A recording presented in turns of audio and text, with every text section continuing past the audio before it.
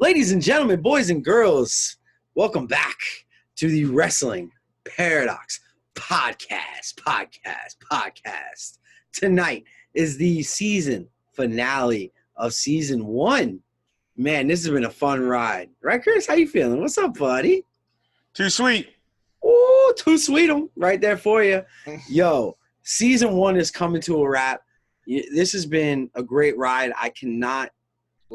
I can't tell you guys how much love and support we've gotten back for this show. So we're going to keep it going. Even though season 1 ends tonight, this isn't Prison Break. You don't have to wait 10 years for another season.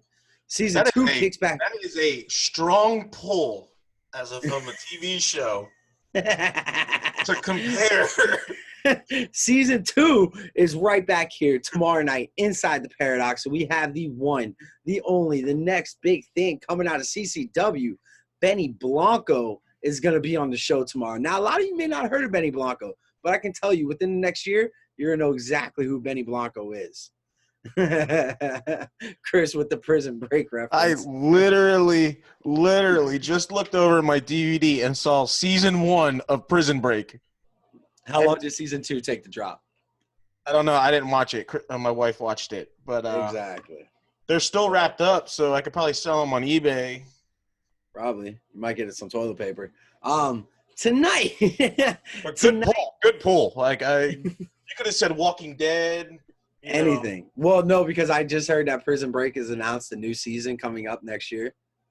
Like they're bringing everything back. So that's why I just saw but they've been saying that for about 6 years now, though. I just saw it on Facebook. So I thought the guy died. I thought the guy died in real life.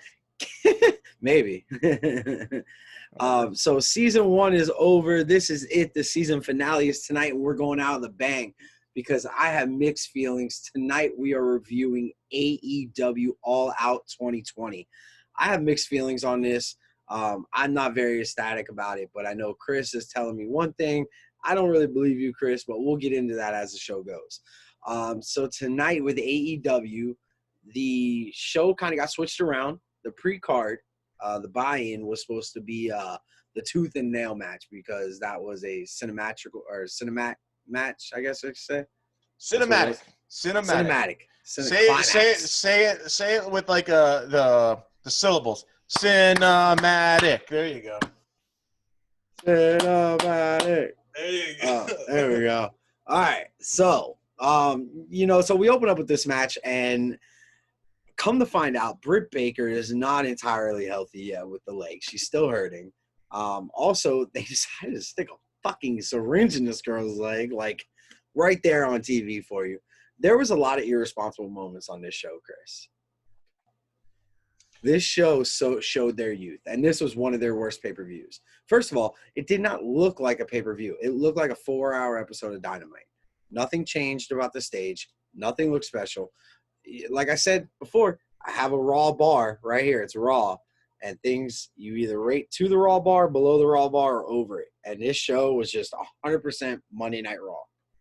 That's what this felt like. But it was 100% better than the NXT pay-per-views they put out the past couple of months. We're not battling NXT anymore, buddy. The war is over. AEW won the war. But I'm just saying that it's been better than – and actually, I mean, I think it was better than some of the WWE pay-per-views that they've had.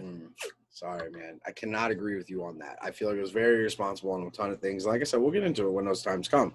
But opening up with the tooth and nail match, through the whole match, I don't know if you noticed this, but the announcers were quiet. They didn't know how to talk. They didn't know how to sell anything going on. You could tell, like, it just felt like they were holding back because they didn't know what was coming next.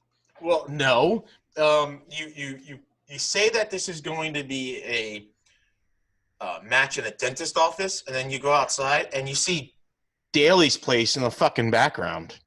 Well, great editing team we have. Yeah, and I'm like, okay. Well, first off, this is what gets me is the ref rings the bell from, like, another city. So that's when you know that they're on premise because he just goes, ring the bell. And the bell rings. Yeah, it's like, wait, I thought they were in a dentist office. And what kind of dentist office do you walk into? And in the rooms, there's only a dentist chair. That's it. No counter. Nothing else. Yeah. This match was not good from the start, man. And here, I know I'm nitpicking, but it's just the dentist chair. There's no faucet next to the dentist chair. There's no nothing. It's just they literally went on OfferUp, got a dentist chair, and just stuck it in a fucking storage room. No, I think it was on Wish. It might have been. Or Wayfair, or whatever. How do you think they got those kids' teeth in the fucking? Dude, come on, man. I wasn't excited about this match.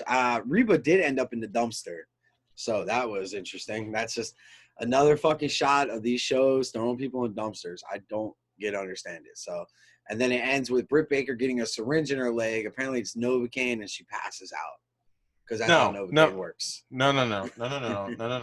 The match ends when Big Swole puts laughing gas on her face and knocks her out. Oh, well, what was in the syringe? They were like, she has a dead leg. Yeah, it was Novocaine that they shoved in her leg. That's what it does. It makes your leg go numb. But Big Swole had her pinned to the chair and put laughing gas on her face. And that's how she passed out. Chris, let me ask you a question. Mm-hmm. ECW did not have a main, TV, until the later years, right? Right. GCW doesn't have a TV.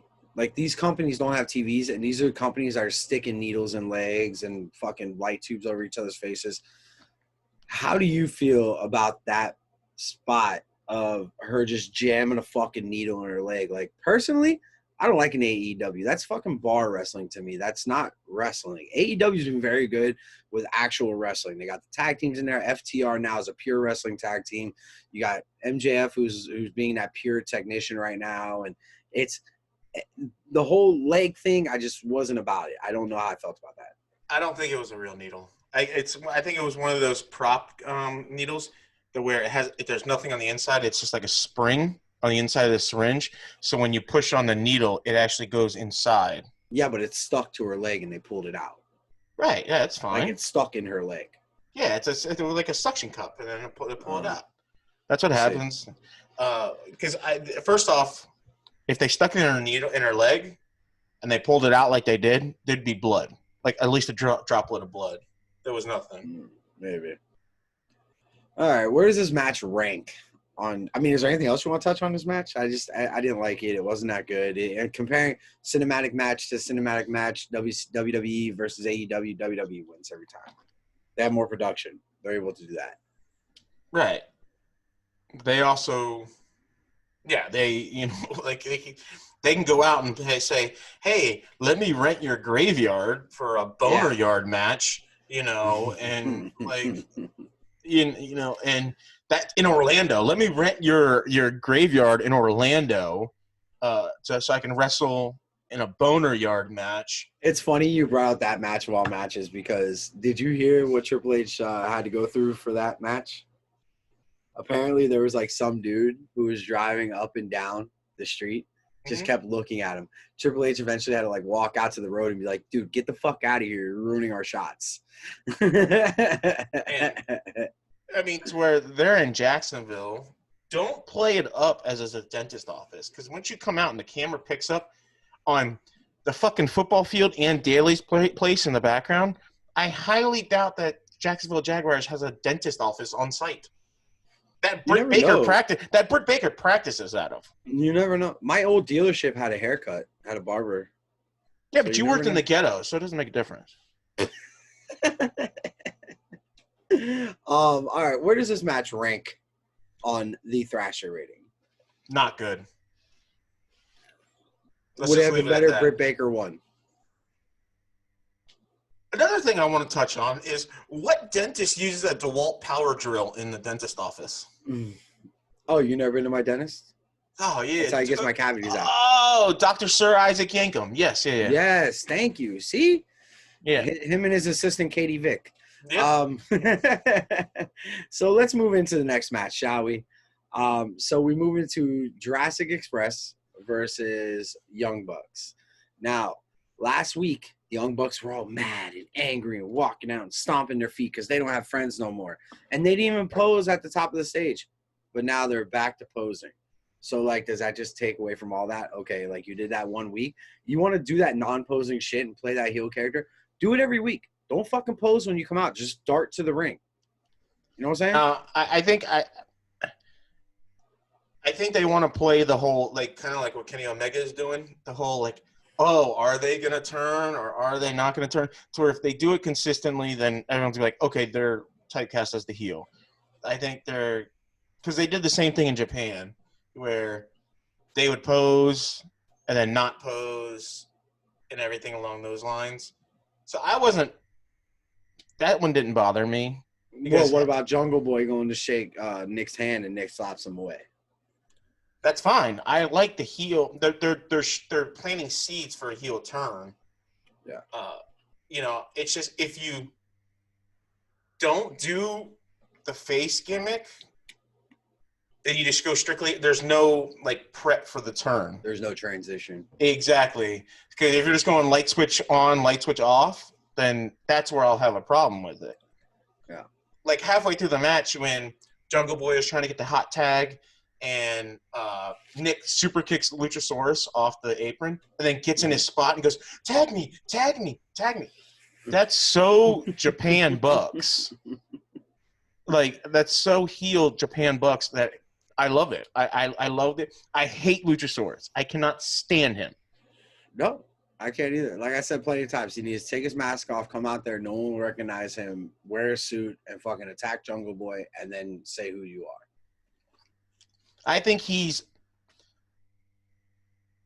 too – how do I word this? I think he's too athletic for his build. The character's stupid. How are you ever going to go over as a dinosaur? It makes no sense. I don't mind no better than Max Moon. I don't mind the character. It's whatever, okay? I don't mind the character. It's what I have a problem with is – he's too athletic for his size. He tries to do so much because he knows he's athletic, but his body is not capable of doing it.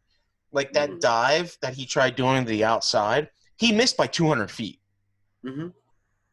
Okay? I don't know if it was... Wait till we get to the QT Marshall match, pal. You want to talk about missing dives. I don't know. I don't know if he was trying to... Because Nick was nowhere near that crowd. Yeah. I don't know if he meant to throw Nick closer to where the crowd was. That would have made it look a little bit different, and everything like that. I really like Jungle Boy. He held the matchup for the longest time. Mm-hmm. Mm-hmm. I really like the spot where Matt Jackson did the rolling suplexes on Jungle Boy, and they went to the outside, and he still held on. Did it over the railing. Suplex? Yep. Yeah. I really like that because, again, that's planting the seed. You had never seen Matt do that a year and a half ago. Yeah. It's just planting the seed.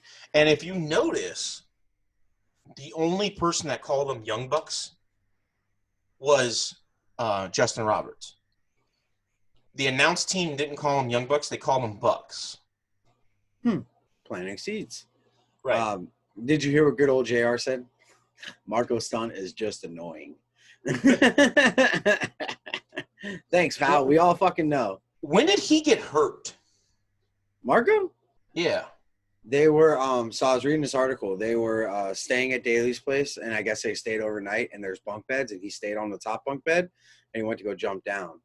And he's too short. It was a really long fall. Are you working me here? I'm working you. Oh, okay. It was a really long fall from the bunk bed. And he was on the bottom bunk. Because I thought he was supposed to be in the Battle Royale. But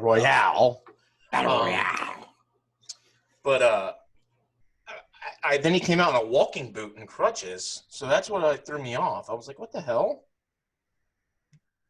I don't know. It's, whatever. So there was one spot in this where Matt and Nick are doing a lot of quick tagging and a lot of double teaming, and Nick actually walks over to Luchasaurus and kind of like slaps him, I think it was, or baited him to come in the ring. And so he gets in the ring. Rick Knox stops him, but then the Bucks do nothing behind the rest back. They're just staring at Jungle Boy. It's like, yo, you baited him to come in. He's giving you the feed. He's stopping. The ref is stopping him with the back turn. Jump on Jungle Boy. Fucking snap some fingers. Step on him. Do something. You want to plant that seed the correct way. But don't have the ref's back turn to you, and you guys are just like, oh, okay. Like, what the fuck? No, man. Do something. No, I think it's planting the seed. You don't want to do too much, and then You don't want to do too much, but you saw at the end of the match that the fans were already turning on the Bucks. They were cheering on Jungle Boy. So you don't want to do too much and saturate it, to where it's like super, kind of like how Dark Order was when they first came out. Mm-hmm. It was just saturated. Like, here's your heels.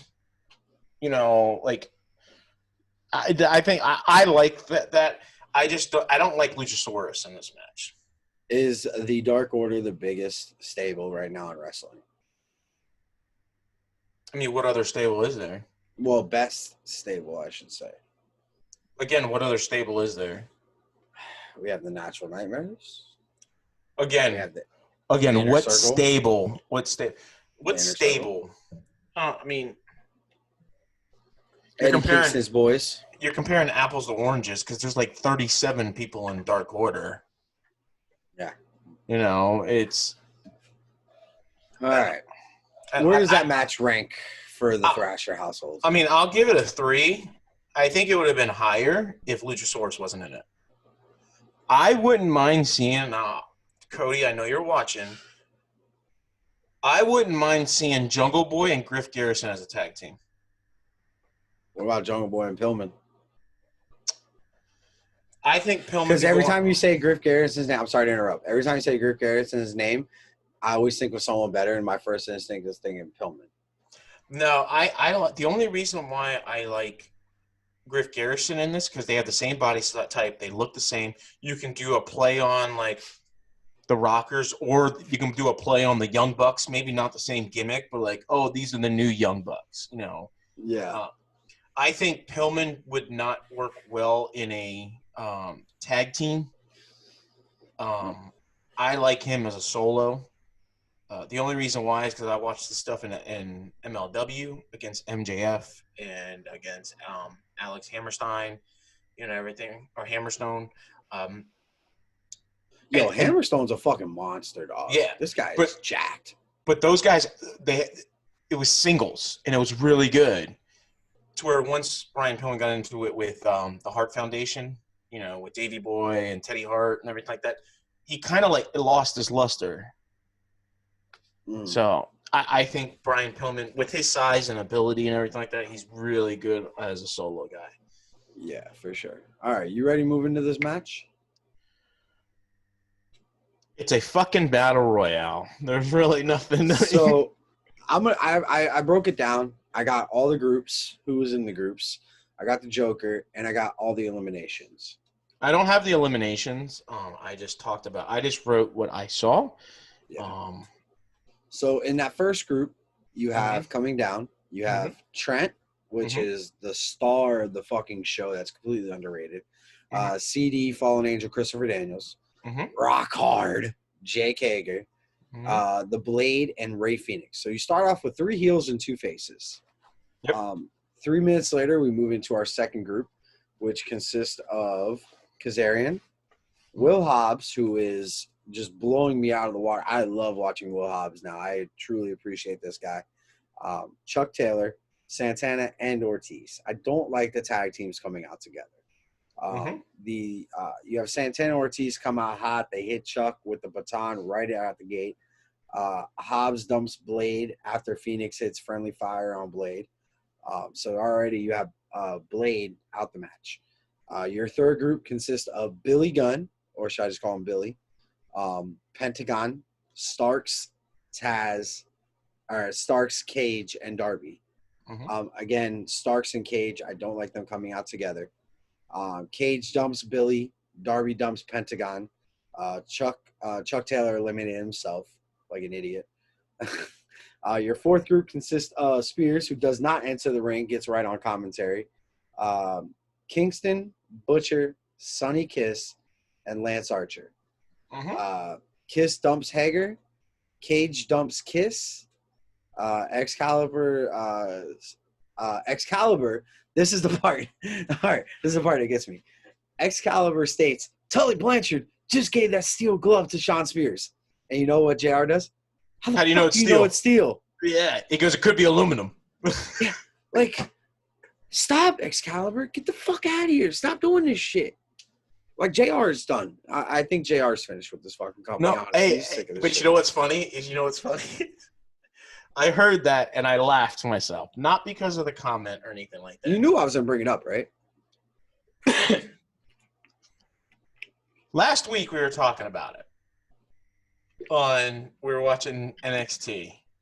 When Del Taco put that mask on, they never said anything about what was on his head when he headbutts. Mm-hmm. Then on this pay-per-view, Excalibur right off the bat goes, "Oh, he gave him a steel plate to put inside that glove." And it's like, hey man, like I was just talking about that. I was just talking about that 2 weeks ago. But they watch the show. I don't know why you're fucking surprised anymore. I chuckled. Seriously. So Santana eliminates himself, and then Archer dumps Ortiz and Trent at the same time. Mm-hmm.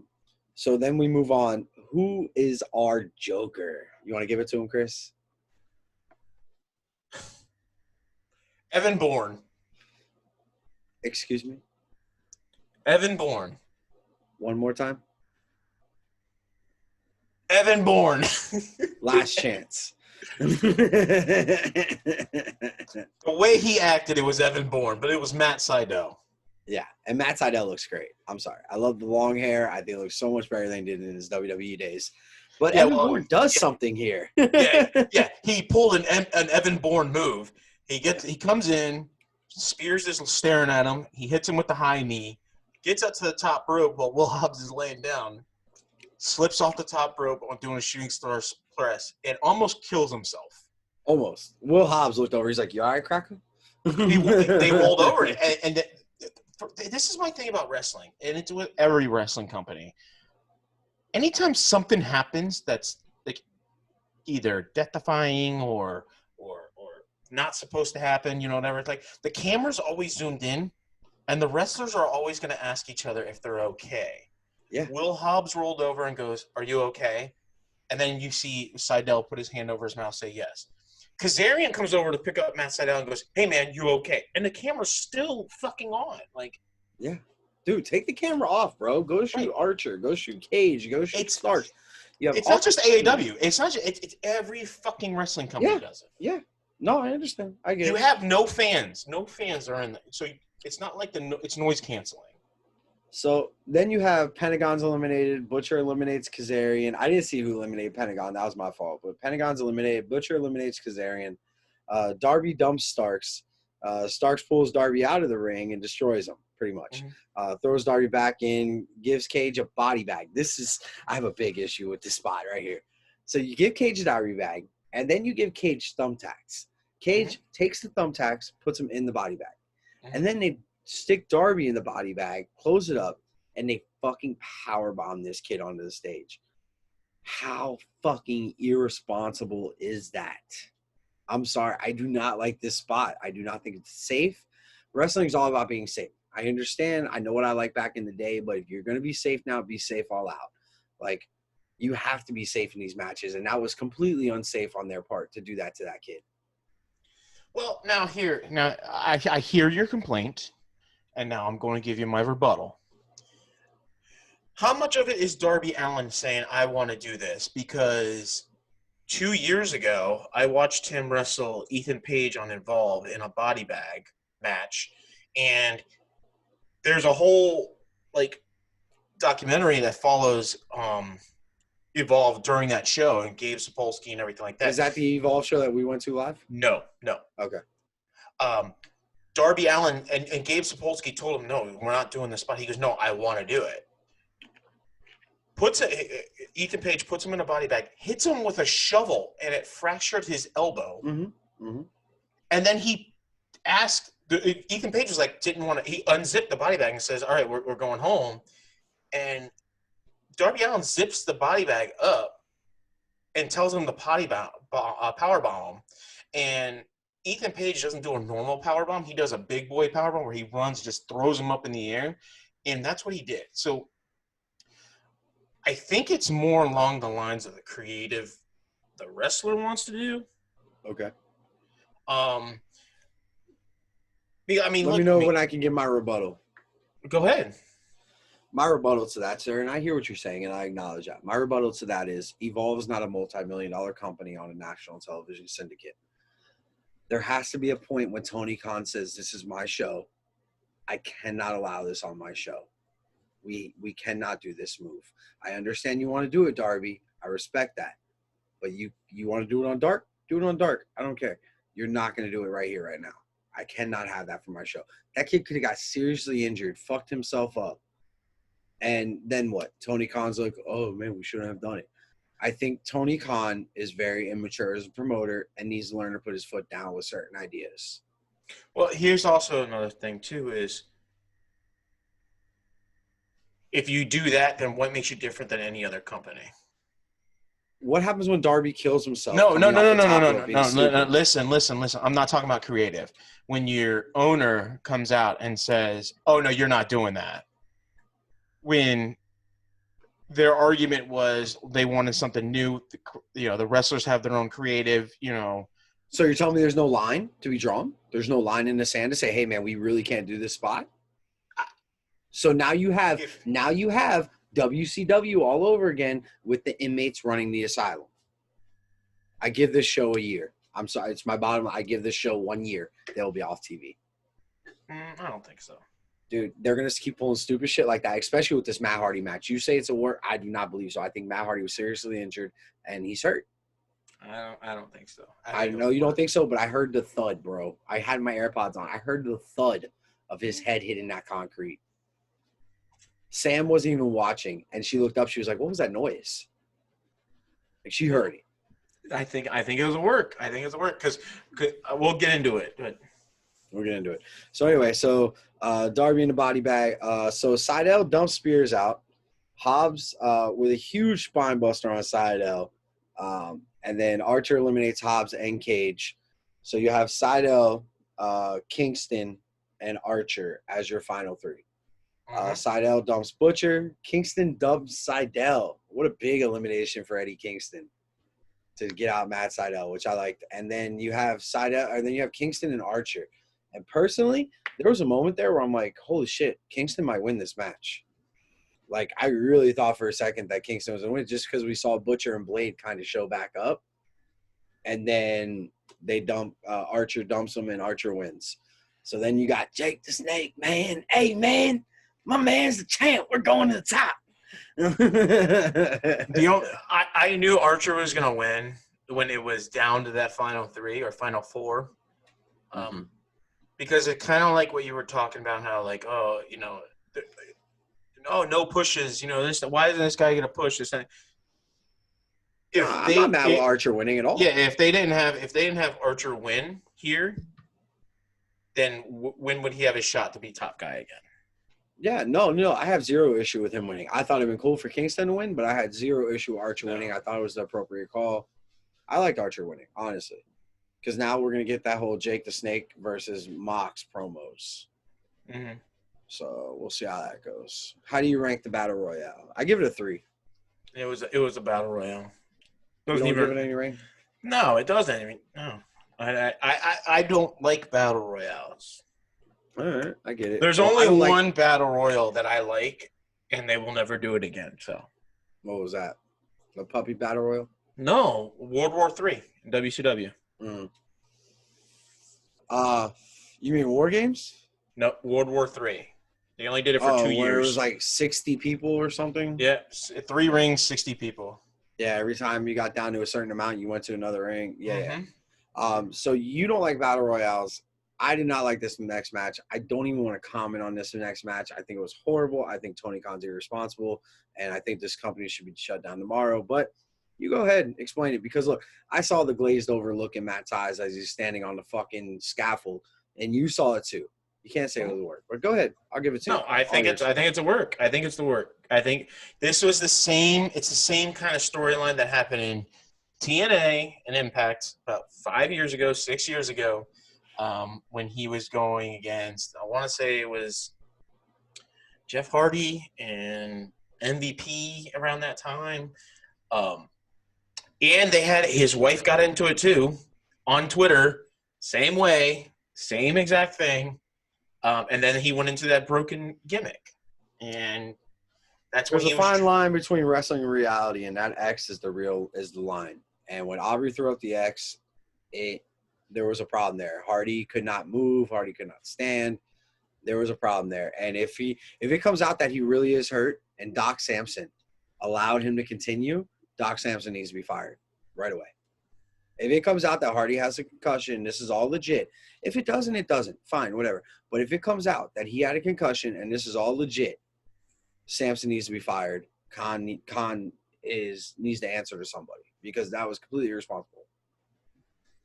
Yeah, I think 100% it's a work. We'll see. This coming week, we'll see because they already announced that Hardy will be at Dynamite on Wednesday. Right. I literally 100% think it's a work. We'll see.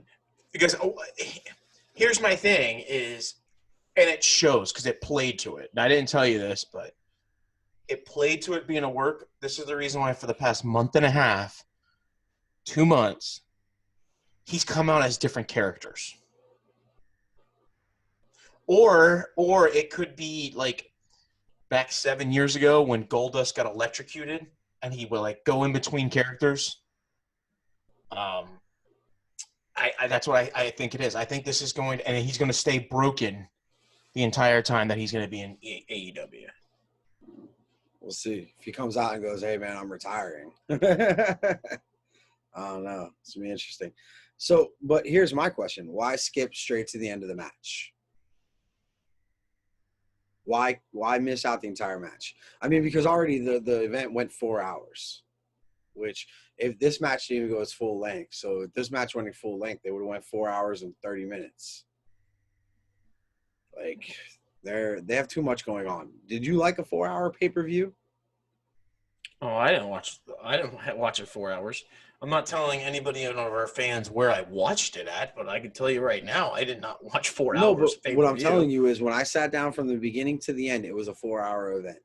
Mm-hmm.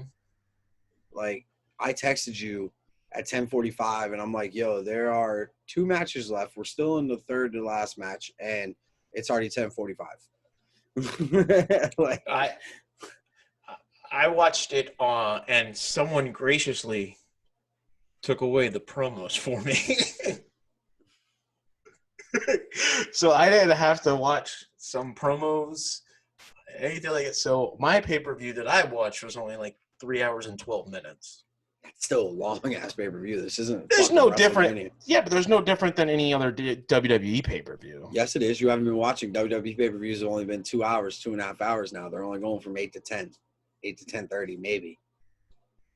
Yeah, because why spend that much money to have no one watch it? I seem to think this is a work because the only reason why I say that is because Impact, when he turned broken, he was on the top rope. He was going to go dive on, I think it was on the Jeff Hardy, and he overshot the table and he bounced off the ground and his head hit the guardrail.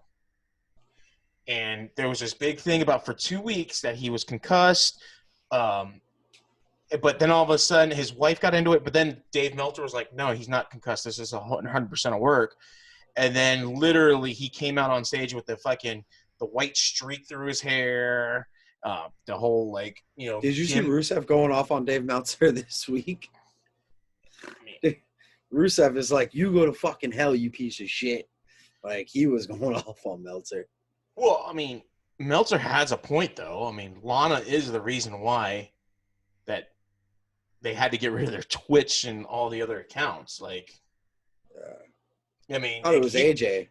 No, it was Lana. AJ was the reason. No, it was Lana.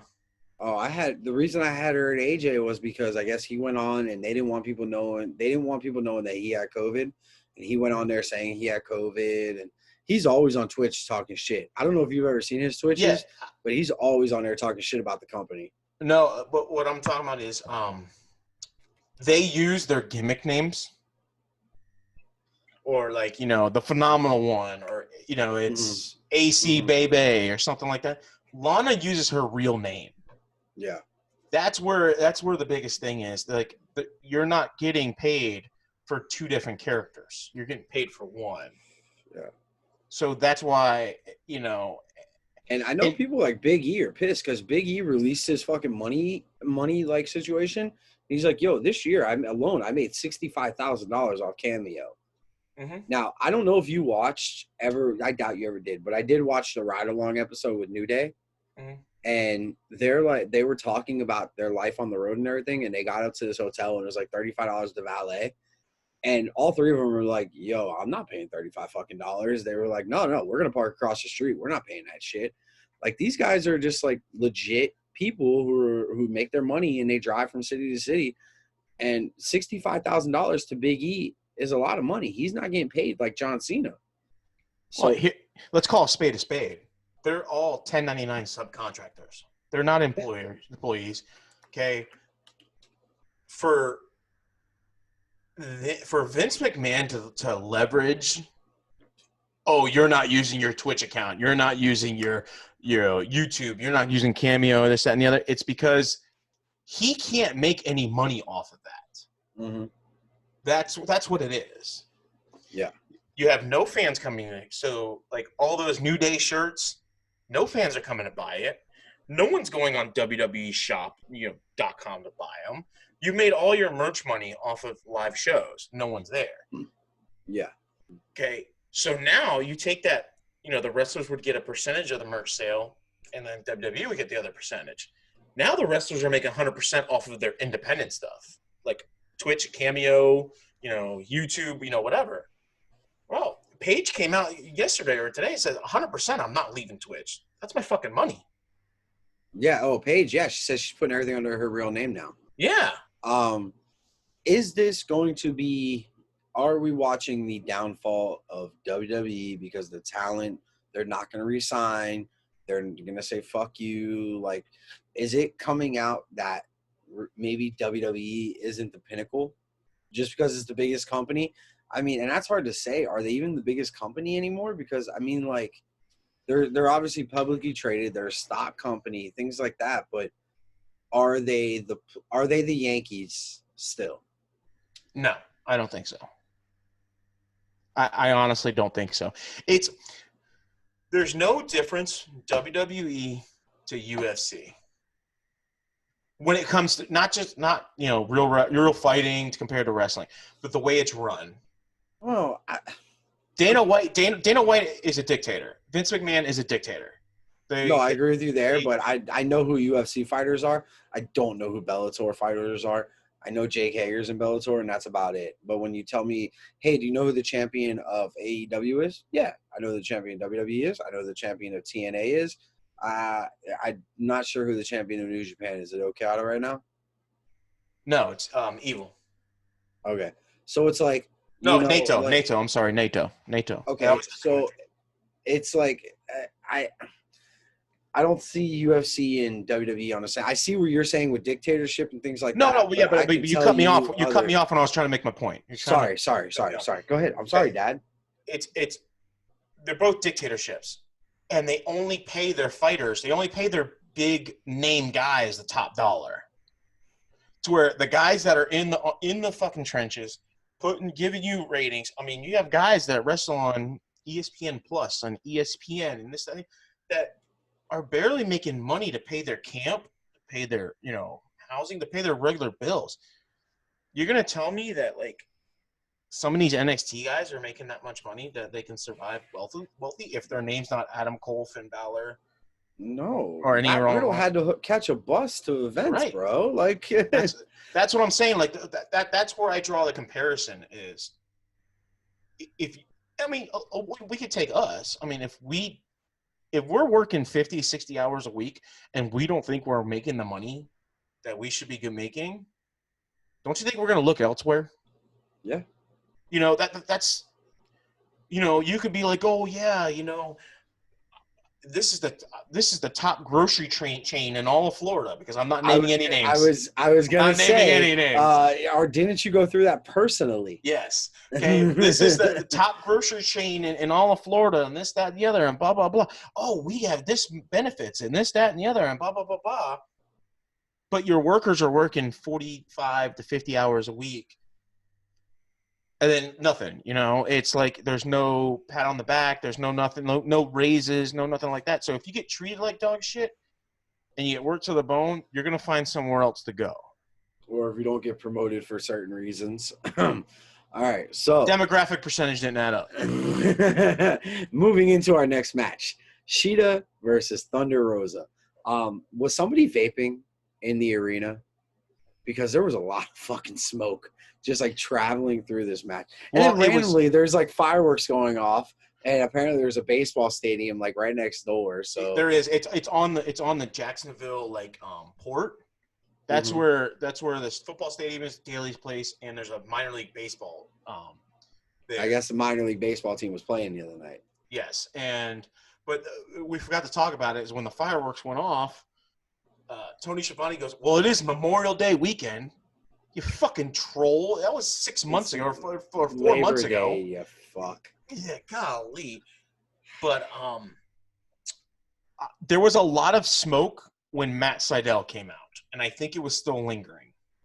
Yeah. What did you think of this Thunder Rosa match? Loved it.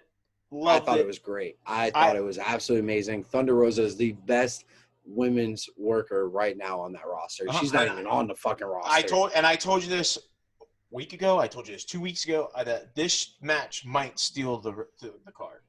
Did it steal the card? No. Do I put it in a close second? Yes. It was very. I think it was very good. I think it was very good. And I'm going to say what my favorite match is right now. I'm going to tell you what my favorite match was. A tag team match was FTR and Omega. Yeah, this was Thunder Rosa was second, FTR was first. Yeah, but this match it told a great story, and you had no time to develop a story because of the fact that these two never put hands on each other. I don't think they ever got face to face. They didn't. That's why I loved it. It told a great fucking story. The ring psychology, everything worked. There was no wasted motion in the match. There was, the back and forth at the beginning, and everything and even Excalibur on commentary was like, "Oh, the reason why that is because Sheeta had to talk to the people in Japan, the trainers in Japan, because they worked in Mexico, so they she trained on it." So it told a great story. It was really, really good. No, it totally did. I thought it was a great match, and I was very excited, and I hope we see Thunder Rosa again. I don't know what the deal is with Power. I don't know who's running Power right now. Well, I think Nick Aldis was given the head writing to the building. Yeah, not keys to the building, but creative keys. And so that's it. Yeah. So I'm gonna let you take over on this promo because I know you were more excited of it than I am. But I was excited at the final moment of the promo. Did we not just discuss about my whole pay-per-view? Over promos. Idiot. Nah, it's cool. All right, so here's the next promo. You fucking idiot. A Kip Sabian promo.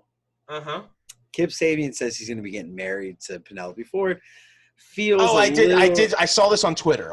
Feels a little raw-ish to me. WWE Raw, you're having a wedding. But he says he has a best man. Now, I'm assuming his best man is going to be his new tag team partner. I think it's going to be somebody that we have not seen yet in AEW. I don't think it's going to be just someone coming out from the back, So we'll see who it is. But at the end of it, he has a sign. And it says, "Follow my Twitch stream. Join the Super Bad Sub Squad now." And it says on the bottom that AEW fully endorses this message or something like that along those lines. So it's a little shot at WWE again, with AEW accepting those endorsements of letting wrestlers run their Twitch or their other streams do they become the top spot now for other people? Right. To say, okay, hey, that's where I want to go. I don't care what money WWE is throwing at me. If I can't have a life and I can't be myself, then what's the point? Well, okay, I can just tell you right now that if AEW were to come out and say, hey, you got to get rid of all your third-party, like Twitch, YouTube, and this, that, and the other, what are the Young Bucks going to do? Because I'm looking at their subscribers on YouTube. They have 450K. Every video has 200,000 views on it. This one was just released 9 hours ago, and it has 145,000 views, 125,000 views.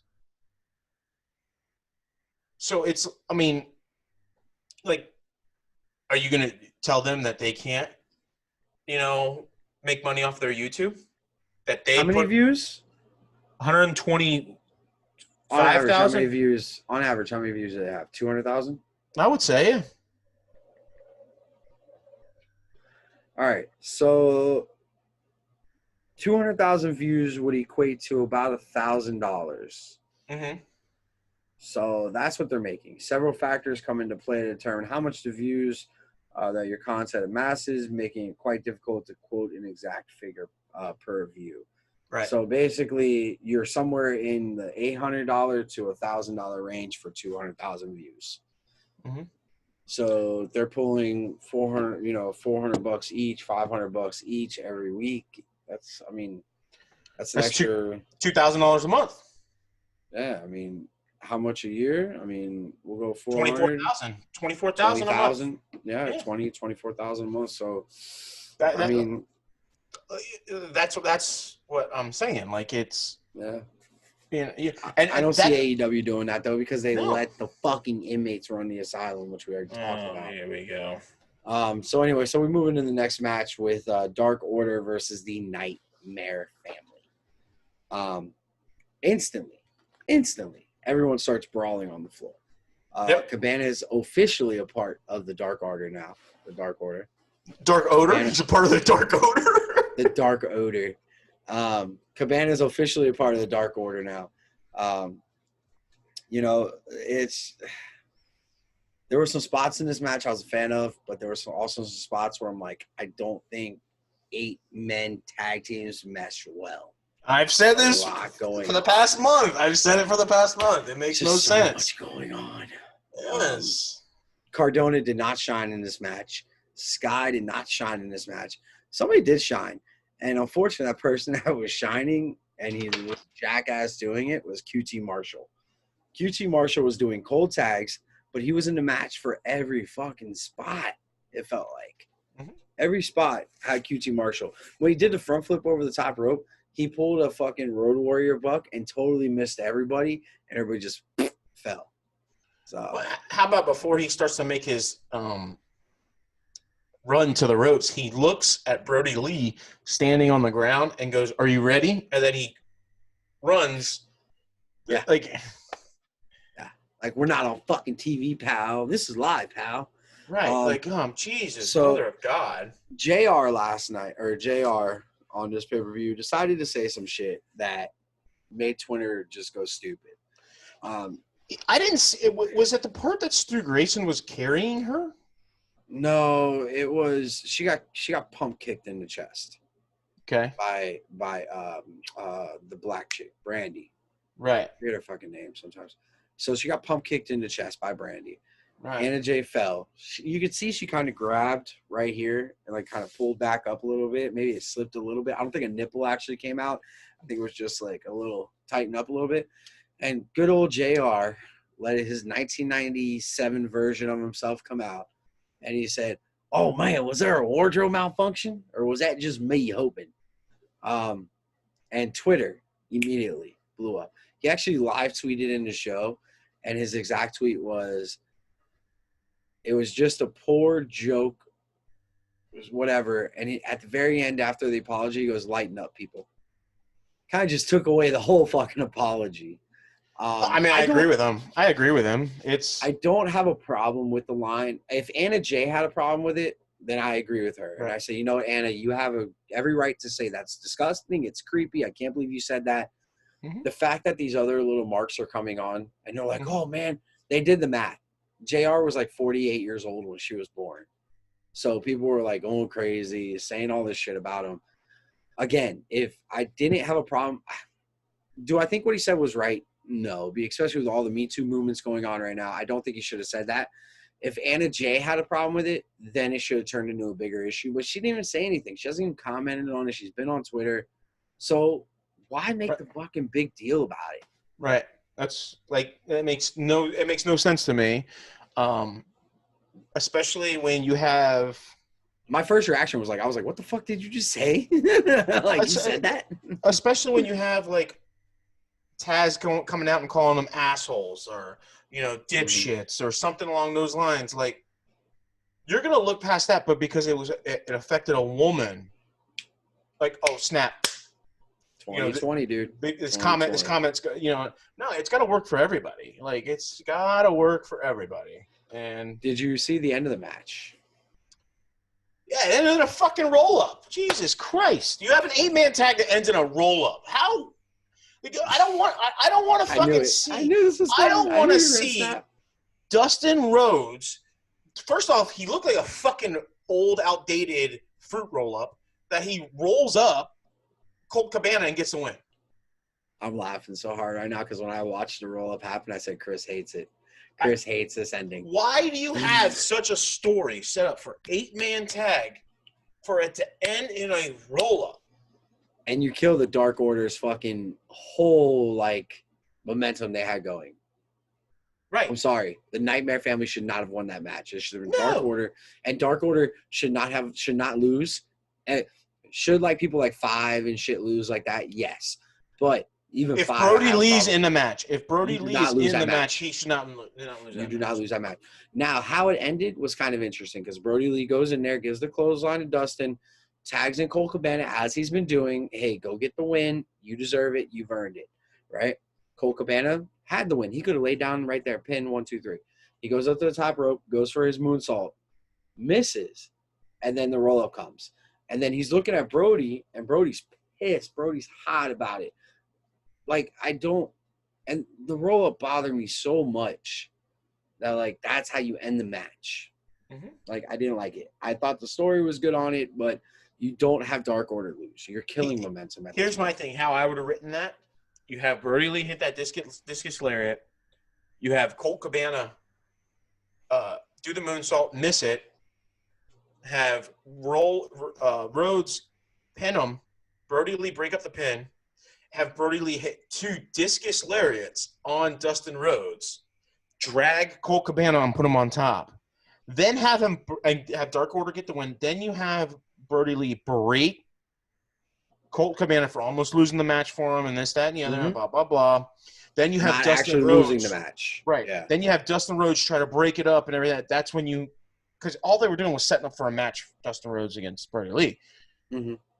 You have Dustin Rhodes try to break it up. Then you get an altercation, blah, blah, blah. Then you announce that you're going to have the title match. Yeah. But you don't have the fucking fruit roll-up win with a roll-up. Like, Jesus. No. And then Brody and Dark Order leave Cabana in the ring. Evil Uno stays behind, helps Colt Cabana out of the ring. Right. So then we have a Red Dust promo on the win. It's announced that Red Dust and Brody is made for next week for the title. And Red Dust is just like, oh my God, this is amazing. I can't believe it. Just like so excited, like a fucking 3-year-old. Like he just got a new toy. Like he just got the AEW belt at Walmart. I don't understand between the Young Bucks and Gold Dust or whatever you want to call them now. These fucking guys act like children on TV. One's yelling about friends. The other one's all excited. He's about to cry that he has a title match. It's too much, man. Too much. Man. What? I'm sorry. I still can't get over the Young Bucks. Oh, we were your friend. You hurt our friendship. Fuck out of here. Be a grown-up, Nick.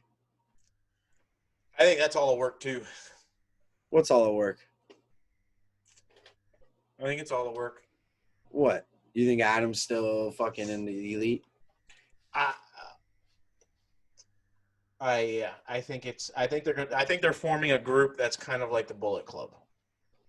We'll see. We'll see. And Did I you think read it's about AJ Styles? He was supposed to debut that first night. They were supposed to jump the fucking guardrail and be like the Bullet Club, and Gallows, Anderson, and Styles were supposed to like do the whole Too Sweet thing with the Young Bucks, and then at the end of it, they beat down the Young Bucks, leave them bloody in the ring, and then have like a new Bullet Club inside in AEW. Well, no, I read and I heard Carl Anderson and Luke Gallows talk about it, that initially what was supposed to happen was they were supposed to sign with AEW before they signed back with WWE, and the whole premise was the first Dynamite show, they were going to jump around and jump John Moxley. Yeah. And I had read today about the whole thing with AJ Styles. That's why I was like, what? Because you had told me this story before too. Yeah, well, I don't know how true that AJ Styles one is, because he had just signed back. Well, that was the thing. That was what they said. They said AJ was supposed to make the jump, and then that money came at him. And he signed back months before it was even announced that they had a TV show. I don't know. Is what I read today. I'll see who was talking about. I quote the article right here. Anyway, continue. But yeah, so that's when, you know. But I think they're forming a little brother version of the Bullet Club. I honestly do, and I think it's going to be like a DX kind of Bullet Club. Because if you remember back in the day, like in the late '90s, DX would always like play they're going to break up, you know, this, that, and the other, and blah, blah, blah. Then all of a sudden at the end of the night or the next pay-per-view, they're like, suck it, we're together. You know, I think that's what's going to happen. So here, I found it. It was actually, it says, while speaking with Talking Shop podcast, AEW EVP Matt Jackson revealed that AJ Styles was set to debut with Luke Gallows and Carl Anderson. Here's what Jackson said. People don't realize that when we were pitching to have you guys come in, it wasn't just going to be you two alone. It was going to be you and another person that I won't name, but another Bullet Club person who you may not want to talk about. When we were originally going to do the Dynamite, we were going to have debut at the Madison Square Garden. After the match, 3 of you, not just 2 of you, the 3 of you were going to jump the guardrail, and we were all going to be in there to have a Bullet Club reunion. Well, we were going to throw up the Too Sweet, and then the 3 of you were going to jump on us, make us bloody, destroy us, and obviously it didn't work for whatever reason. That's what Matt said on Talking Shop. Well, who wrote that article? These were quotes from Talking Shop. No, it wasn't. No, it's not. I listen to the Talking Shop podcast every week, and I listened to it yesterday on the way to work and the way home from work. That was never said. I don't know, pal. That was never said. Madison Square Garden was never said. Did you listen to the one with Matt Jackson? Yes, Matt Jackson and Nick Jackson. It was just came out. It was 44 minutes long. I listened to it. It was Rocky Romero, Carl Anderson, Nick and Matt Jackson, Luke Gallows, and Tama Tonga. Hey man, I'm just reporting, dude. I'm just reporting what I'm told by WrestleFeed, who gives me all my information, and everything that they've ever said. They were the ones who told me pretty much about all the shit going on with, Miro shooting on Meltzer and Jim Cornette telling a minor to blow him. They never said anything about Madison Square Garden. They never talked about anything along those lines about them doing a run on the first show or anything like that. See, that's what gets me pissed off as a fan. That's what gets me pissed off as a fan. Is you have these like dirt sheet writers that just write shit, and we have to believe it because that's But if you listen to the show, you're gonna be like, oh yeah, they never said that. Oh, that's what I'm reading, pal.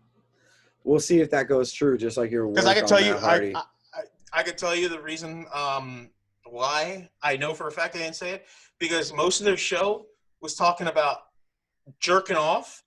And Luke Gallows coming on his fucking laptop. And how he named, in the Tokyo Dome, he named his laptop Cummy. Because it was covered in cum. Well, here's another article written by a different person on Talksport.com, written by Alex McCarthy yesterday, saying the same thing that was said in that interview. No, never heard it. And I listened to it. I think that retard is falling off of the other retard because the other guy posted it. I don't know. Reba Hardy says Matt Hardy suffered a concussion at All Out. AEW is hiding it to protect itself. Think it's work. I don't know. Anyway, so let's get into this Page and Omega versus FTR. The red jackets look way better than the black. No way. You don't like it? I like the red. I thought it looked great. No, the red ones look like the Guardian Angels jacket. Like they should be in the Shriners, fucking parade. To where the black ones look like Cobra Kai jackets. They're actually pretty cool, and everything like that. But Paige came out with new ring gear. Yeah. The long pants look good. How fucking retarded does he look with long pants? He looked like Triple H with long pants. Remember when he went through that time wearing those fucking purple pants? Dude, the worst was when he was wearing the white boots. I thought they looked so goddamn stupid. In like 2004, he's wearing white boots with a perm. But golly, like he comes out with pants on. I'm like, Jesus, what is he trying to be? Kevin Nash and fucking Test all wrapped into one? Yo, do you see the Hangman what the fuck sign in the crowd? Yeah. Somebody had a sign that said Hangman WTF on it. That was fucking funny as shit to me. So there was a spot in this match where Cash extended his hand to Hangman. He was like, "Hey, friends." So there's the little fuck you, pal, you're a piece of shit. Right. I don't know. I thought it was a good match. I thought it was a really good match. I thought it was the best match on the card. I don't know. This is about the time I texted you and said there's still 2 matches left and it's almost 11 o'clock. Yeah, I thought it was the best match on the card. It was a very strong start. Very good tag team wrestling from Page and Omega to start out with. And then I think it was it Cash reversed. I thought it was a botch when Cash went to go throw Page into the corner. Mm-hmm. But it was all set up for the next move. I love that tag team bow and arrow around the fucking ring post. Oh, yeah. Yeah, I loved it. I'm like, that's old school wrestling. You mean when you're talking about when Cash threw Page and he like slid down to the thing? Yeah. Yeah, it looked like he slid really weird. Like he was like kind of like trying to set it up. Like he didn't go full force ribs into the fucking thing. I get it. I understand why he didn't do it. Mm-hmm. But man, they fucking bent him back. Yeah, I loved it. I loved it. Loved it. And it was He's been going to stretching classes and getting stretched out. It was a back and forth match. And this is what a tag team match should be. It should go long for the titles. Mm-hmm, 100%. Very good match. There was a little hiccup towards the end. They were going for the last call. Omega misses. Then they try to go for the buckshot lariat. And it was very weird how it's set up. But then it made sense. And Omega hits the V trigger to Page, and then Hardwood hits a chop block to Omega's knee. Was there any doubt in your mind that FTR was not walking out with these titles? No, 100% I knew they were winning. Yeah. 100% I knew they were winning. Because it like I said 3 weeks ago or a month ago when you said that they were burying FTR, they're planting the seed, getting the no, getting I it knew going, this was coming, but I just didn't going. like the entrance, the way they made their debut, man. You had your truck stolen by a fucking tag team that's never been in the tag team title spotlight. You had your truck stolen by 2 people who don't barely speak fucking English, and they're both mid-card teams. I hate to say it. I love Butcher and Blade and Lucha Bros, but they're mid-card teams, and you took the hottest fucking heel team coming in, and you had their truck stolen by them. Like, what? Come on, man. Let's be fucking real around here. But it ends that way. First, for some reason, Kenny Omega couldn't get to his feet. I didn't understand that, but whatever. Not Omega Page, you mean? No, Page Omega couldn't get to his feet. They were in the ring. He was laying in the ring, and he was just like, the match? No, it was right after he had hit the V trigger on Page. Page was laying on his back. No, Page was laying on his back. Omega was in the corner, and they're trying to pick up Page, and all you see is Omega like laying on his back, and he just like was trying to punch. Yeah, and that's okay. You know, I didn't like that. I thought that was kind of stupid. They hit Page with the spike pile driver. And did he kick out or did Omega break it up?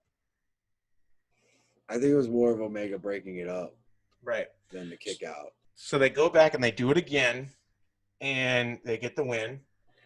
But after the match is where I think it's all coming together. Yeah, it's a little Scott Hall-esque fucking storyline. Let me be the drunk in the ring. No. First off, why did AEW have a TV tray under the ring is what I don't understand. I don't know what the fuck this company is doing half the time, man. Like, but he brings it in, and it looks like he's going to hit Page. Throws it down. Page goes to get up to try to hug Omega. Omega steps to the side, and he falls. Then Omega just walks to the back, walks right up to the Bucks, and says, I'm done. Goes, let's go. We're leaving. You're either with me or you're not. I need a clean slate. I need a clean sweep. I need to go out. He goes, you're either with me or not. And I think this is where it all comes together. It'll all come together. Yeah, no. I'm not doubting it. We'll definitely see it coming together. But yeah, I didn't understand the TV tray either. Like, I used to eat at my grandma's house off of one of those things with my Hungry Man TVs, my Hungry Man dinners. Right. Grandma, the Salisbury. Right. Hey, Mom, meatloaf. What is she doing in there? Yo, that whole part of Wedding Crashers, I thought they were going to walk in the kitchen and find his mom dead. I swear to God. What's she doing? I never know what she's doing. You know it's a hot time right now? Funerals. So where does that match rank? 4-star match? Oh, 4.5 stars. 4.5? The half's a little much for me. I give him the 4. If Omega would have rolled to the outside, it would have been a 5-star match. Mm-hmm. If he stayed in the ring, and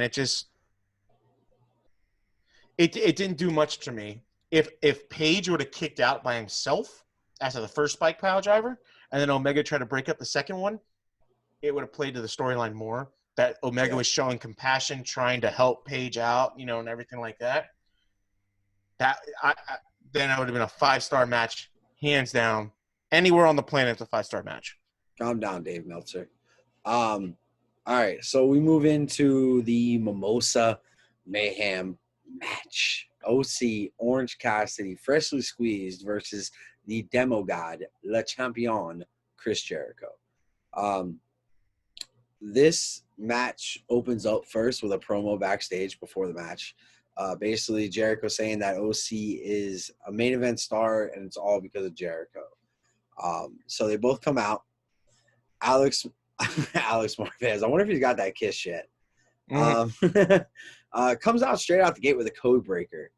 And my problem with this match is this match should not end. If you're going Mimosa Mayhem, this is the match. It's a Mimosa Mayhem match. You have to be there. You have to see it. Don't let the match. Don't tell me that the match can be won by pinfall submission or by throwing someone in the mimosa. It should just be you win by putting your opponent in a mimosa match or in a mimosa tub. Not all this other shit of pinfalls, and I don't like that. So Jericho hits a code breaker right out the gate, kick out at 2. And then Excalibur goes, he calls the mimosa water. So now we know it's not even mimosa, it's just dyed water. It looked like Sunny Delight.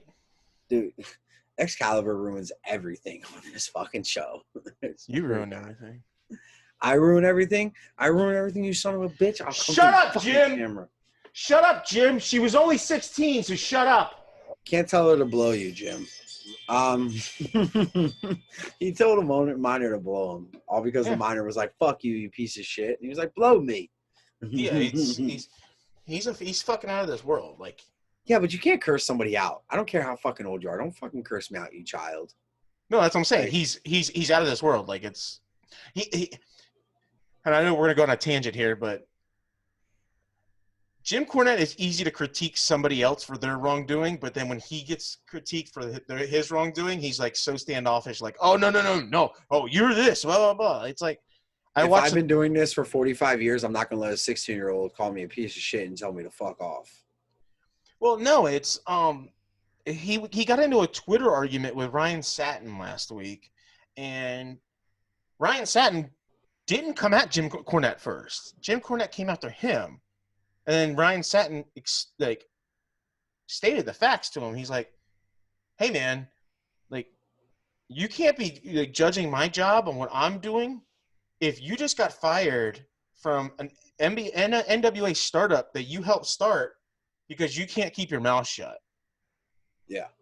You know, and he got so defensive about it and this, that, and the other, and started calling Ryan Satin, "Oh, you're nothing in the business, this, that, and the other." He goes, "Well, I obviously am something in the business. If I have my own show, it was on the WWE network, and all these wrestlers are coming to me to talk to me and everything along those lines. I'm doing something right. And that no company wants to work with you." I guess we're doing something right because we're having wrestlers talk to us. Right. It's, but we're also not delusional. So that's the thing. Look, man, I like Cornette. I appreciate what he says. I like that old school feel of it. Does he get a little overboard sometimes and says some fucking wild, outlandish shit? Yes. And at that point, that's where I'll get up and change to the next video. But when he reviews matches, he talks about things, and I love the way he breaks down matches. Little things that he catches in a match where he doesn't even talk shit about people, where he's just like, "Oh, maybe you should have done this different. Maybe you should have done it this way, or try it this way. This is the way it used to work." And I get it. I understand those certain aspects of it. Is he a dick sometimes? Yeah, he's a fucking piece of shit. But I like the way I like him. He has to realize though it's not the 70s and 80s anymore. No, it's not. It's it's you're not having Ricky Morton. You're not having these guys that were. It's not the same move, just different build of guy. So like that's my biggest problem with Cornette is I agree with everything he says about 80s and 90s wrestling. Like, oh, that was traditional, but he needs to change with the times. Like, there's like, you're not going to get TV ratings still wrestling like the 80s. No, of course not. But when he talks about, okay, so a perfect example, I was listening to it earlier. He was talking about the shot where it came out that Ray Phoenix was on Dark, and he's punching the guy, but he's not really hitting the guy. He's just hitting his own fucking arm, and he's just punching himself. And Jim Cornette's like, "Okay, yeah, you fucking did that. But your stupid ass camera crew in the back and Tony Khan's fucking moron, they should have called to, hey, switch cameras, go to the back angle so you can't see that." Instead, they're just shooting it and letting it be fucking seen that he's not even touching the guy. No, yeah, that's fine. But that's what I'm saying. That's the critiquing that I like of him. That's where he's like, "Yo, you should fucking change the camera angle. What are you doing? Like, why are you showing the business is fake?" Yeah, no, I understand that, and I don't have a problem with that. What I have a problem is when he's like, "Oh, all these flip, fly, and dive, and this, that, and the other. Oh, you should just hold a sleeper hold and an arm drag, and this, that, and the other." First off, you're not going to tell me that Ray Phoenix can hold a sleeper hold on Butcher or the Blade, and it's going to be a great match. Like, if these are luchadors from Mexico, that's their persona. Like, that's their gimmick. That's that's my biggest thing with Jim Cornette. And then in the 90s, he stood by and had like New Jack go on this like racial rant, and he was okay with it. That was the 80s. That was Mid-South. I know what you're talking about. You had us hanging from trees, you crackers. No, it wasn't Mid-South. It was Smoky. It was Smoky Mountain. Or Smoky Mountain. It was Smoky Mountain. And it wasn't in the 80s. Good job, OJ. It wasn't in the 80s. It was 94. Good job, OJ. Two less of them that we got to deal with. Right. And he's okay with that because he wrote it. Because he let his guy do it. But if someone that he's not oriented with or not associated with were to say the same thing, he'd be like, "Oh, it's 2020. He shouldn't be saying that." So it's like 6 and 1, half a dozen of another. Like, you can't have your cake and eat it too, but you can let Big Show fuck your wife while you watch. So it's like Did you say 6 in one, half a dozen in the other? I've never heard six that. of one, Like, 6 of one, and half a dozen of another. I never heard that like saying. You're welcome. Thank you. All right, Damian Sandow, relax. All right, so OC versus Jericho. Like I said, this match should end just ended with the going into the fucking mimosa, not pinfall submission. I did not like that part. You know what, Chris? I'm gonna let you talk about this match because I know you were more over on it than I was. There's no difference between a traditional style cage match where you can end in the ring, pinfall or submission, or you can escape. Wasn't it traditional to not escape the ring or not to escape the cage, but to pinfall in the cage? No, the blue ones escaping you can escape. Came in. No, the blue ones you can escape. No, I get that, but escaping only came in WWE or WWF. Back when it was NWA, you couldn't escape. You had to pinfall or submission inside the cage. Right. But then when they went to WWF, they had the blue cage. It was either pinfall, submission, or escape. So there's no difference between what you're saying with this match and a cage match.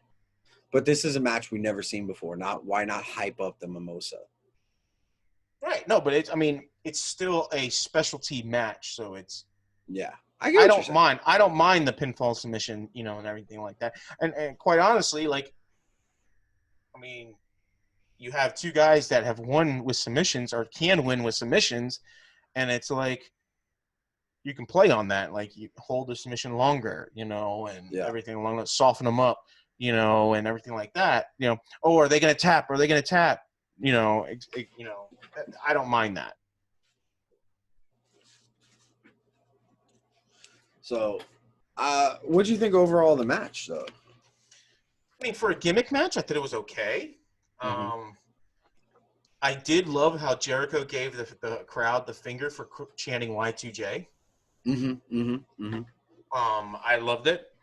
I think it was, and he went off on Twitter on the fans that did it. Stupid creative by stupid team. His dad is never coming back. I like how Jericho goes for the code breaker twice. Hit the code breaker twice towards the end of the match for the second time. And Jericho goes to the top rope to try to do a razor's edge on OC into the mimosa. OC reverses 2 running Superman punches, which they didn't call it Superman punch. What did they call it? They call the it orange punch. Orange punch. So 2 orange punches, and Jericho falls in. When the camera was up and Jericho fell into it, he looked like the Wu-Tang symbol. What the fuck? Explain. When he was floating and he was holding onto the side, it looked like the Wu-Tang Clan symbol. Oh, okay. I see what you're saying. Did you know, according to Excalibur, Orange Cassidy's the only man that's 2-0 against Jericho? In AEW, yeah. Jericho beat Cassidy before. When? This was the rubber match. Oh, yeah. I guess you can say that, yeah. Jericho's beating Cassidy. So I'm like, what are you talking about, Excalibur? This is not 2-0 against Jericho. Jericho's beating Cassidy. This was the rubber match. This was, even Jericho said, you have one, I have one, time to end it. Right. So Excalibur, again, just doing amazing stuff here. He was out a month. Fucking good. It should have given him time to study. What was he doing? Dropping M-bombs? Just hanging out? The fuck out of here, man. I'm sorry. This guy's a fucking joke. How many times are you going to cover for this guy? I think he's a good announcer. I think you're a moron. I mean, he's a lot better than Byron Saxton. Okay, but okay, so Byron Saxton's here, Excalibur's here, and the rest of them are way up here. I mean, I would take Excalibur over Byron Saxton and that Vic Joseph on NXT. Okay, again, apples to oranges. I'm talking about AEW. Do you want JR, Tony, and Excalibur, or do you want JR, Tony, and Taz? I wouldn't mind Excalibur, Tony, and Taz. Now you want JR out? Yeah, the only reason why The is smartest man in the business you want out. Okay. the only reason why is because, and if you listen to his podcast too, I know somebody that actually listens to the podcast. JR's podcast with Conrad Thompson, and he listens to it on ×3 speed, because it's just so slow and monotonous and everything like that. And Okay, every I get what you're time, saying. yeah, and it puts me to sleep when I hear JR commentating a lot because it's just slow, monotonous, to where it's almost like Excalibur and Tony are like trying to speed it up, like this, and this. But JR is just like so like he reminds me of Eeyore when he calls matches. Well, he only gets excited about the commercial or the pitcher break. That's the only time he gets excited. It feels like anymore. Yeah, exactly. So that's why I wouldn't mind seeing Taz, Excalibur, and Tony Schiavone. Where do you rank the Mimosa Mayhem match? It was a 3.5. It was fun. 3.5. 3.5. All right, I'll give you 3.5. That's fine. I could see that. I think it's over now. I don't think we have OC. Where does OC go from here? No, I mean, I don't know. Only time will tell. But my biggest question about the match is who was bleeding?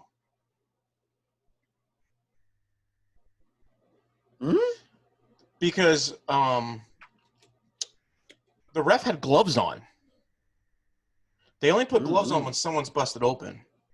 I didn't see anybody bleeding in that match. Because I know Tony Schiavone made reference to he goes, "Oh, is Jericho busted open?"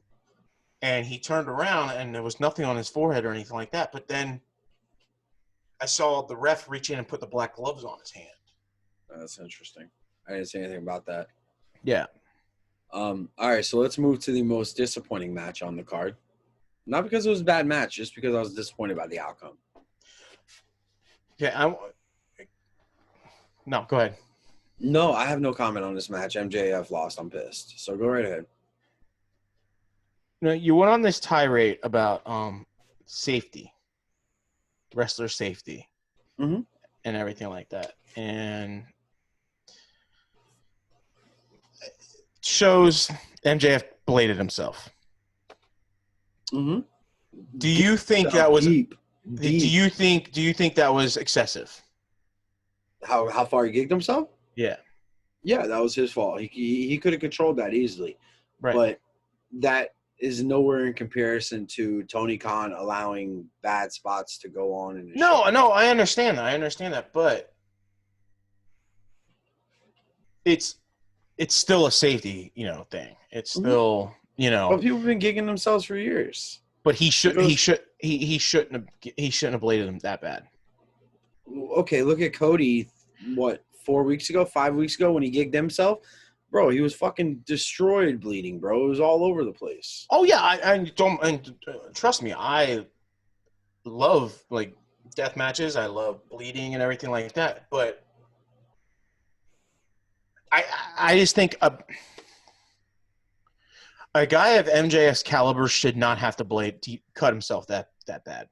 No, and I think it was an accident. I think once he realized how deep he went, he was like, "Oh shit!" Because the blood stopped, it started to clot. Yeah. And then when Moxley put the sleeper hold on again, it just reopened and it covered his whole face. I think it was a little excessive. Yeah, and with everything going on nowadays, I don't give a shit because it's his own guys' career. But them, like, when they're bleeding and they fucking go and put their mouths right on the cut and in the blood, it's like, oh, dude, what the fuck, bro? Don't you guys know what's going on right now? I think that's the reason why Mox didn't bleed either. Yeah. Because he tested positive for COVID or was around someone that had COVID, and everything like that. I think that's the reason why he didn't bleed and MJF bled. Yeah, but once Mox put his fucking mouth on MJF's cut, like, all that saliva getting in there, like, what the fuck? Yeah, I mean, I just think Cody bleeding is different. And I'm not defending Cody in any way. I think it's different because of the name, the Rhodes name. It's synonymous. You hear that, Cody? We're not defending you, Cody. We're not defending you. No, it's synonymous with the Rhodes name. So, like last year at All Out when he wrestled Dustin and he bled like there was pools and puddles of blood, and everything like that. It was synonymous with Dusty. Yeah. So, bleeding is like a Rhodes thing. I think MJF being the heel here should not have bled that much. Yeah. And I think Mox, if he didn't test positive or didn't come in contact with somebody, he would have been the one bleeding. And I think it would have made the match more if Mox bled and MJF didn't. Yeah. No, I get you. Because the heel, I don't know. It's just, it would have made more sense. It just made more sense to me. The match was great. You brought up that Cody and Dustin match, man. That's easily one of my favorite matches ever in AEW. I don't like the Rhodes family at all, but I thought that was a great match. Told a great story between the two brothers. Right, and the blade was excessive. Like, should not have cut himself that bad, but you look, it's synonymous with the Rhodes. Like, it's bleeding is synonymous, but MJF doesn't have that notoriety to bleed as much, so it's like, yeah, there's. Well, wasn't MJF one of them GCW boys? Not hardcore. I mean, I've seen him in a dog collar match with Ethan Page, and he only bled like a trickle, not like face covered like he did. Yeah.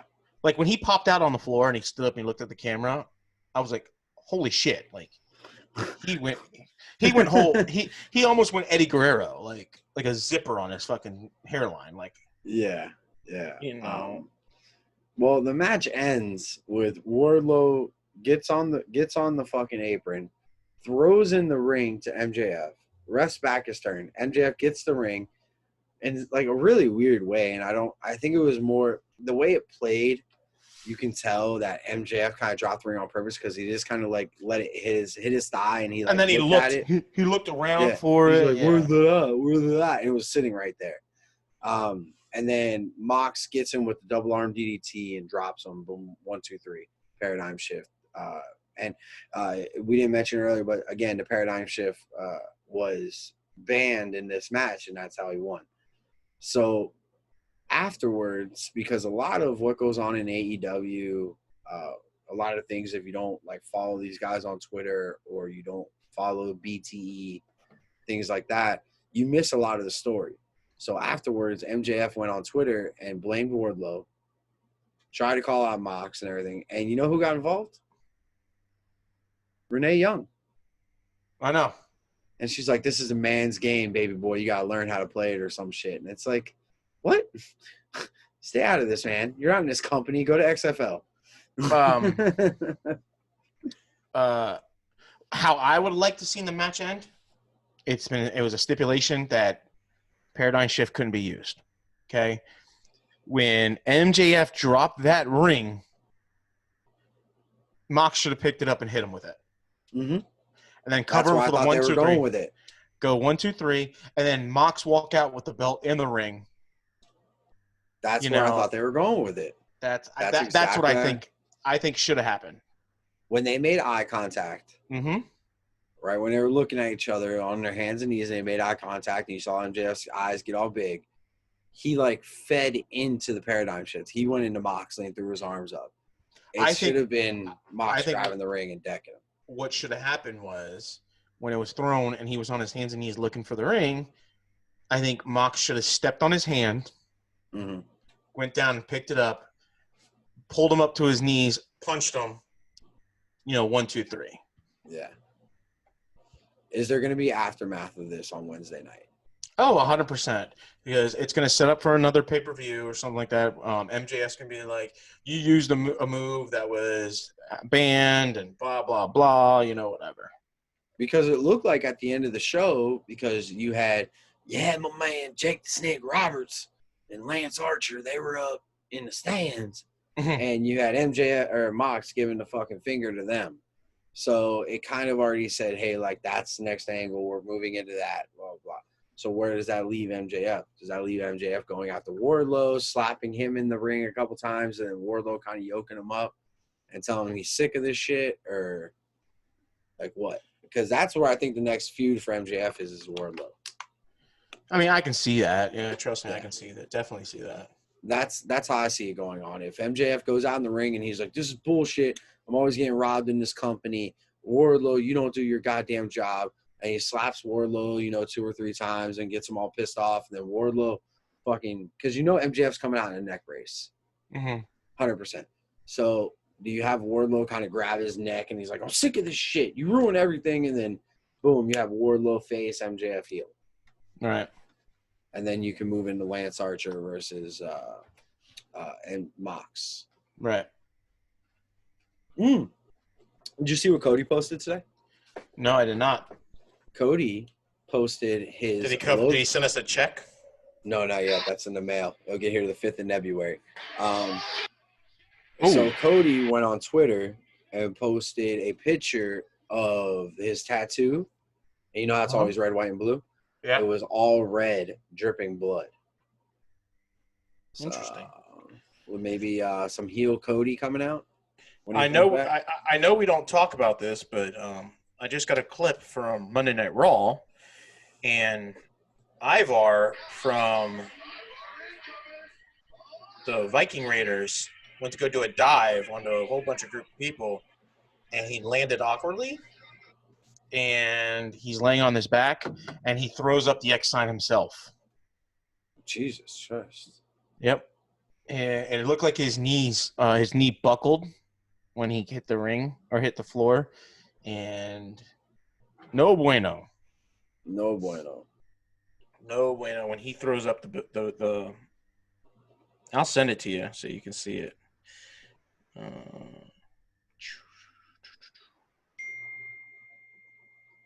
Matt Hardy has made his first comment since. All he says is live on AEW this Wednesday from Daly's Place in Jacksonville. You'll hear me speak. So we'll see what he has to say. I think what they're going to try to do is do a whole little cinematic, like on the Hardy compound with Sammy Guevara. Well, that would be cool. I think that's all this is playing to. They're doing all the gimmick matches, tables, this fucking broken rules match, everything like that. Oh my God. Yeah. Dude, he might just fucking tore his Achilles out.